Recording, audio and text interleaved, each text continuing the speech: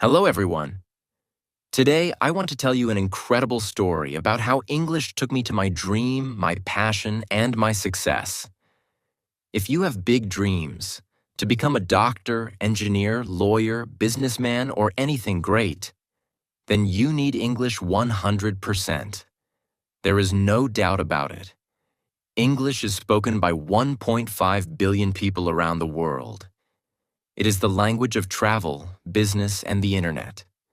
If you don't speak English, you might miss big opportunities, like getting a better job, making international friends, or enjoying movies and books in their original language. But don't worry, you can start learning today and become part of this global community. If I can learn English and achieve my dream, you can too. My name is Sophia, and I am from Brazil. I was born in a small town in Brazil. My family was not rich, not poor, just middle class. We had enough to live, but we couldn't afford luxuries. My parents worked very hard every day. My father was a taxi driver and my mother was a school teacher. They always told me, education is the key to success. Since I was a little girl, I had only one dream, to become a doctor. I still remember the moment that changed my life. I was 10 years old. I was in the hospital because my little brother was very sick. He had a very high fever and we were scared. My parents were crying. Then a doctor came. He was calm, confident, and full of kindness. He smiled and said, "Don't worry. I will take care of your son." I watched him work. He checked my brother, gave him medicine, and spoke with so much knowledge. And then, after a few hours, my brother's fever was gone. He was safe. At that moment, I knew. One day, I will become a doctor and save lives. But as I grew up, I realized something terrible. If you want to become a doctor, you need English 100%. All medical books are in English. All medical research is in English. Even in my country, doctors needed English to study, to communicate, to work in hospitals. And my English was terrible. I went to a public school where they taught very little English. I knew basic words like, "Hello, how are you?" But when I saw a full English sentence, I felt lost. I remember in school my English teacher asked me, "Sophia, can you read this sentence?" I looked at the book. The words were dancing. I could not read. I could not understand. I wanted to cry. "I don't know, miss," I whispered. The class laughed. That day, I went home and sat alone in my room. I thought, how will I become a doctor if I can't even read a simple sentence in English? I felt hopeless. But then something happened that changed everything. One evening, my father came home tired from work. He sat next to me and said, "Sophia, what is wrong? You are always sad these days." I looked at him and said, "Papa, I want to become a doctor, but my English is bad. Without English, I cannot study medicine." My father was quiet for a long time. Then he said, "If English is stopping you, then learn English. Go to a place where everyone speaks English." I was shocked. "But Papa, we don't have money for that." He smiled and said, "We don't have much, but we have enough. Your dreams are important." That night, my parents and I sat together and talked about the best place to learn English. Why did we choose Canada? 1. Everyone speaks English. I would have no choice but to speak English every day. 2. Great education system. Canada has the best schools for learning English. 3. Multicultural and friendly people. People in Canada are warm and kind to international students. 4. Affordable compared to other countries. Studying in the USA or the UK was too expensive, but Canada was possible. It was not an easy decision. We were a middle-class family. My parents had some savings, but not much. They made a huge sacrifice.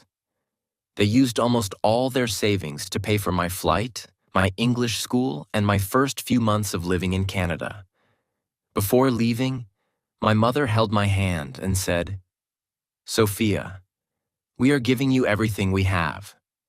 Promise me, you will not give up." I had tears in my eyes. I hugged her and said, "I promise, Mama." And then, with one suitcase, a little money, and a big dream, I flew to Canada.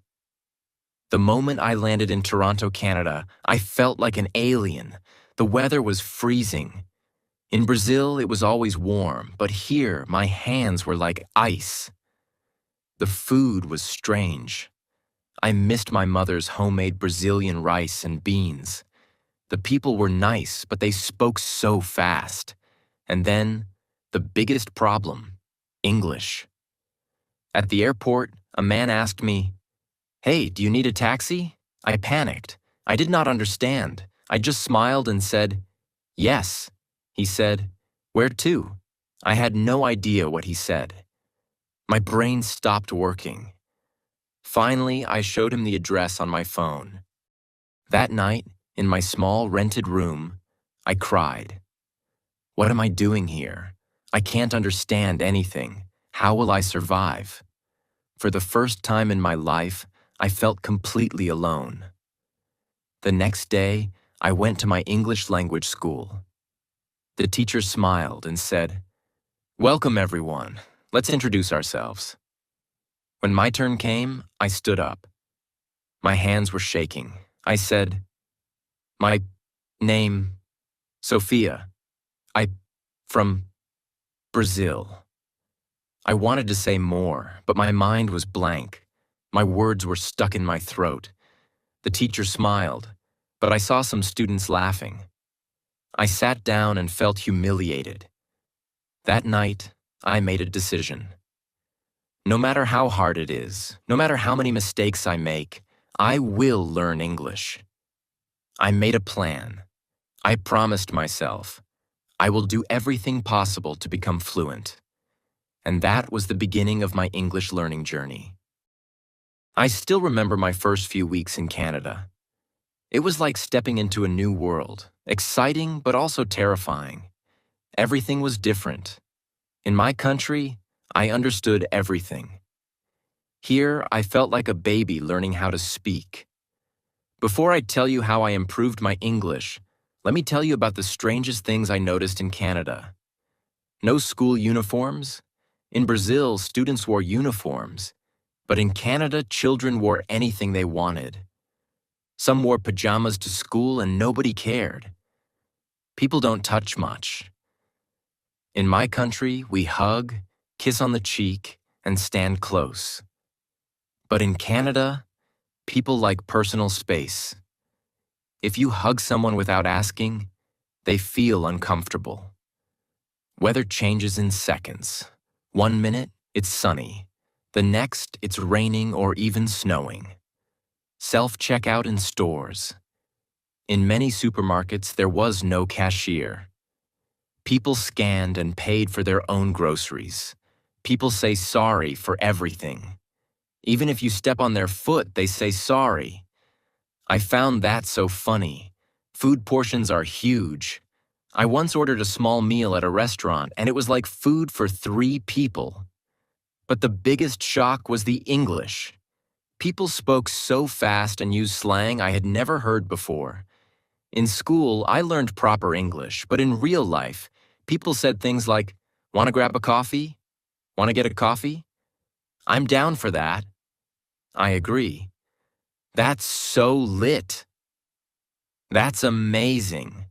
I felt like I had never studied English in my life. The second day in my English class, I was so nervous. The teacher gave us a simple writing task. I was excited. I can do this, I thought. But when she returned my paper, it was full of red marks. She said, "Sophia, your writing is good, but your sentence structure needs work." You think in Portuguese and translate to English. That's why it sounds strange. I felt frustrated. Speaking was even worse. The teacher asked me a question, and I knew the answer in my head. But when I opened my mouth, nothing came out. I felt like crying. Will I ever speak English fluently? I refused to stay weak in English. I knew that if I didn't improve, my dream of becoming a doctor would die. So, I made a plan. A. The headphone trick, talking to myself in public. One of my biggest problems was speaking. I was too shy and afraid of making mistakes. So, I found a solution. I put on headphones and walked around the city pretending I was on a phone call. But I was actually talking to myself in English. I described everything around me. I am walking on the street. The sky is blue. That woman is wearing a red coat. Now I am entering a cafe. I will order a coffee. This helped me think in English and practice without fear. B. The 3 new words rule every day. I learned 3 new words and used them in a sentence. C. No more subtitles. At first, I watched movies in English with subtitles. But then I realized something. I was reading, not listening. So I turned off subtitles and forced myself to understand. It was hard at first, but soon I started catching common words and phrases. One day, I went to a coffee shop and decided, today I will talk to someone in English no matter what. I walked to the counter. The barista smiled and said, "Hey, what can I get you today?" My heart was beating fast. "Don't panic, Sophia. You can do this." I took a deep breath and said, "I would like a cappuccino, please." She smiled and asked, "Do you want it with almond milk or regular milk?" I understood her. I quickly said, "Regular milk, please." She gave me my coffee and said, "Here you go, have a great day." And I replied, "You too." It was a small conversation, but I felt like I had won a gold medal. That day, I realized something important. English is not about being perfect. It's about being confident. Learning English was one challenge, but surviving in Canada was another. Canada is expensive. Here's what I spent each month. Rent for a small room, $800. I lived with a roommate to save money. Groceries, $250. I learned to cook at home to save money. Transportation, $120. A bus pass in Toronto. Phone bill, $50. English classes, $500 per month. I worked part-time in a small cafe to pay my bills. It was tough. I woke up at 6 a.m., went to school, worked in the cafe, came home tired, and still studied English at night. I missed my family. I missed home. But every time I felt like giving up, I remembered my parents' sacrifice. I could not fail. The biggest turning point was when I stopped translating in my head. At first, my brain always did this. I hear a sentence in English. I translate it into Portuguese in my head. I think of an answer in Portuguese. Then I translate it back into English. This took forever. But after 4 months of daily English exposure, something amazing happened. One day I was in a grocery store. The cashier asked, "Do you need a bag?" And without thinking, I said, "No, I have one." "Thanks." For the first time, my brain didn't translate. I realized I was finally thinking in English. If you are struggling with English, here is my advice. 1. Speak every day, even if you are alone. Use the headphone trick like I did. 2. Stop translating in your head. Start thinking in English. 3. Talk to native speakers, even if it's scary. 4. Surround yourself with English. Change your phone, movies, and music to English. 5. Don't be afraid of mistakes. Mistakes help you grow. And most importantly, never give up. I still remember the day everything changed for me. The day I realized, wow, I can actually speak English. But before I tell you that story, let me take you deeper into my life in Canada. The struggles, the weirdest things, and how I finally started speaking English like a native. I had been in Canada for 6 months, and my English was improving. I could understand people better. I could order food without feeling scared. I could even talk to my classmates. But I still had one big problem. I was terrified of talking to native speakers. Why? Because they spoke too fast, used too much slang, and I always felt stupid when I didn't understand something.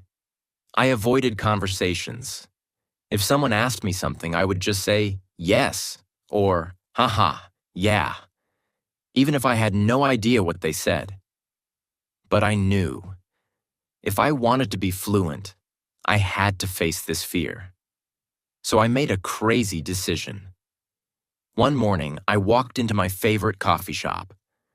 I told myself, Sophia, today you are going to have a real conversation with a native speaker. No running away.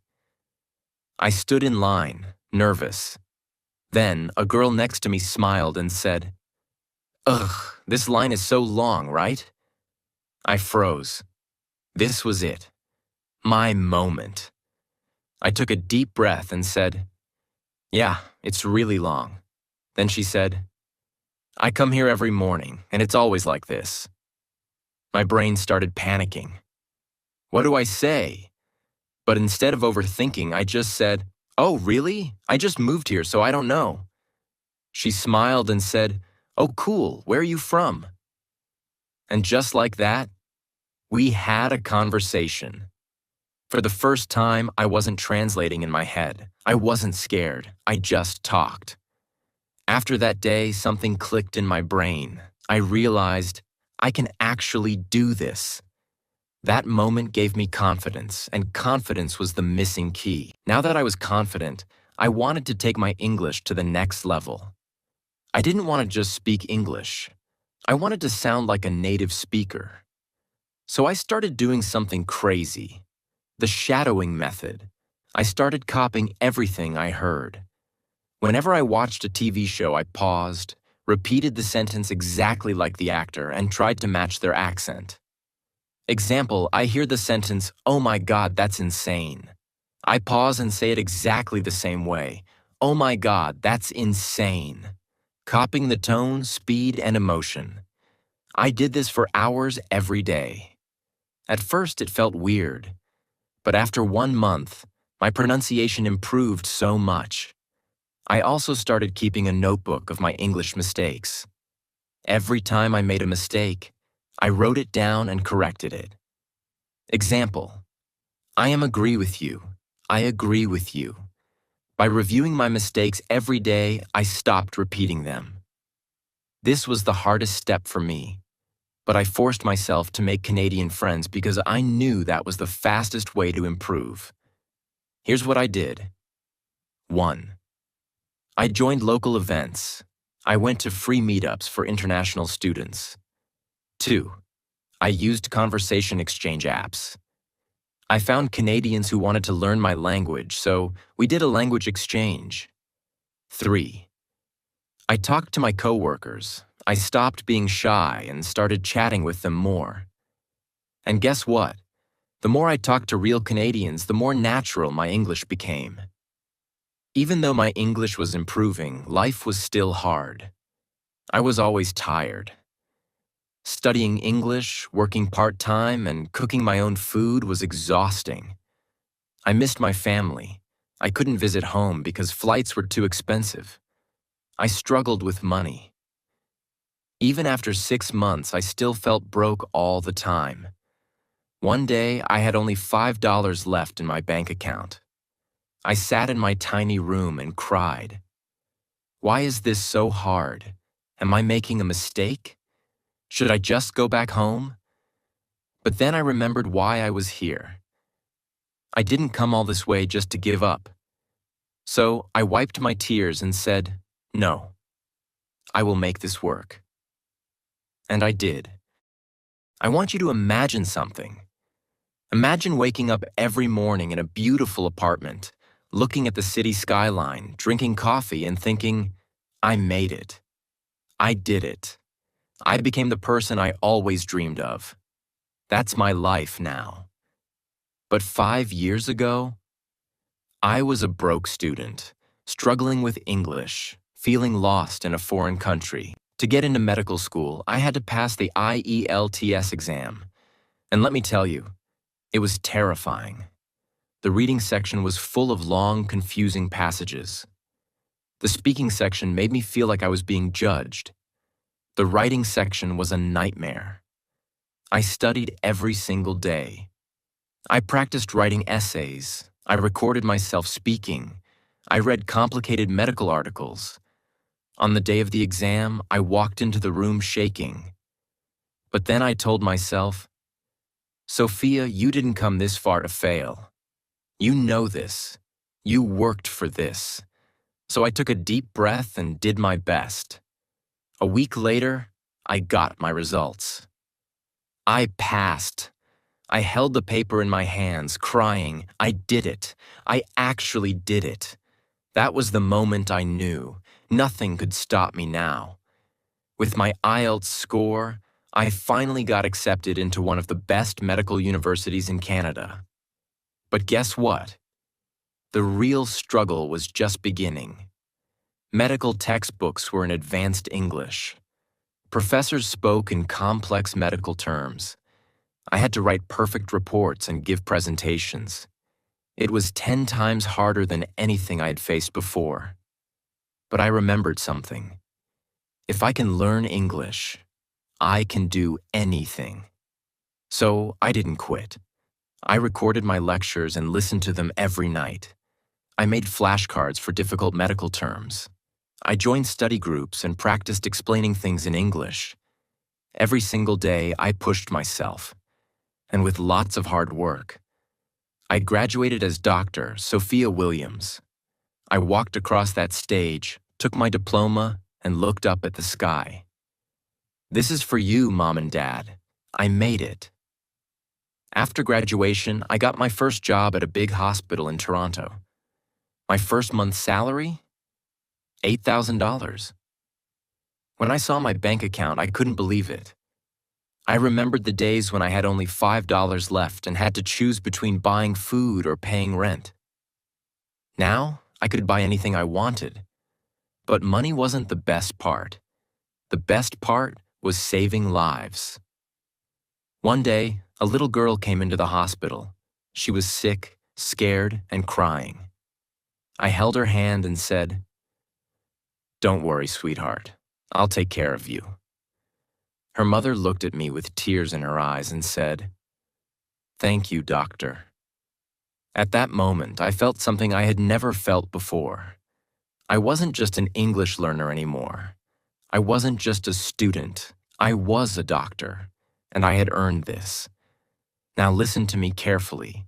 I know many people say, accept yourself as you are. I disagree.